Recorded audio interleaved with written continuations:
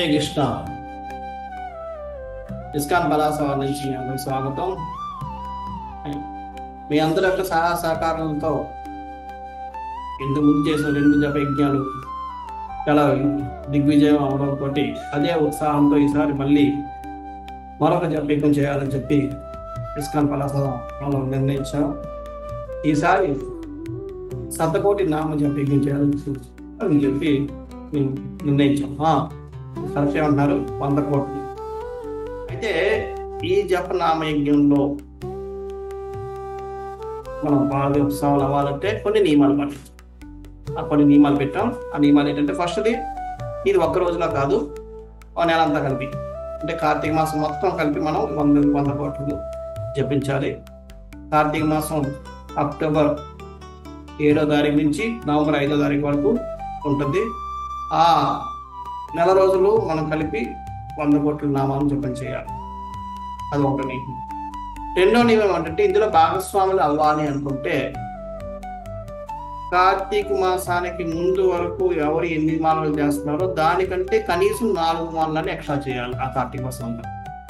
అంటే ఇప్పుడు సపోజ్ మీరు రోజుకు 1 మాలే చేస్తున్నారు అనుకోండి, ఇప్పుడు ఆ కార్తీక మాసంలో 5 మాలలు చేయాలి. అలాగే 10 చేస్తున్నారు అనుకోండి, 14 చేయాలి. 16 చేస్తున్నారు అనుకోండి, 20 చేయాలి. మీరు 20 చేస్తున్నారు అనుకోండి, రోజుకు 24 చేయాలి కనీసం. అంటే కనీసం 4 మాలలు ఎక్స్ట్రా చేయాలి. 4 మాలలు కనుక మీరు 5 మాలలు చేసుకున్నా 6 మాలలు చేసుకోవచ్చు. 16 మాలల వాళ్ళు 32 చేసుకోవచ్చు. వాళ్ళు కూడా అర్హులే దీంట్లో భాగస్వామ్యం. కనీసం 4 మాలలు అనేది పెంచాలి. అందుకని ఎక్కువ ఎన్ని పెంచినా పర్వాలేదు.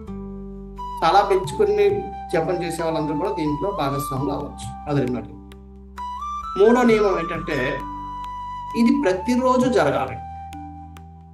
ఏ రోజు కూడా మిస్ అవ్వడానికి లేదు. ఒక్కరోజు మనం మిస్ అయినా మీ స్కోర్ మేము తీసుకోము. మీరు ఈ జప యజ్ఞంలో భాగస్వామి అవడానికి అనర్హులైపోతారు. అంటే ఏదో ఇప్పుడు ఫెస్టివల్ వస్తుంది, దీపావళినో లేదా గోవర్ధన పూజనో వస్తుంది, సేవల వల్ల బిజీ అయిపోయి మనం ఈ రోజు 4 మాలలు ఎక్స్ట్రా చేయలేకపోయాను. రేపు ఇవి అవి కలిపి చేసి ఉండొచ్చు, కానీ అది పని చేయాలి. ఎట్టి పరిస్థితుల్లోనైనా పడుకోవడానికి ముందు మీరు ఈ 4 మాలలు ఎక్స్ట్రా మీరు రోజు చేసే మాలలు కాకుండా ఈ 4 మాలలు ఎక్స్ట్రా చేసినప్పుడే మీరు ఈ జప యజ్ఞంలో భాగస్వామ్యానికి అర్హులు. ఒకవేళ ఒక రోజైనా చేయలేకపోతే మీరు ఆ అర్హత కోల్పోయినట్లే. అంటే ప్రతిరోజు కూడా మీరు 4 మాలలు చేయించాలి. అది మూడో నియమం. 4వ నియమం ఏంటంటే, ఈ 4 మన ఇస్కాన్లో పాటించే 4 నియమాలు పాటించాల్సిన అవసరం లేదు. అవి పాటించిన దాంతో సంబంధం లేకుండా మీరు ఈ జపంలో మీరు 4 మాలలు ఎక్స్ట్రా చేస్తే వాళ్ళందరూ కూడా అర్హులే.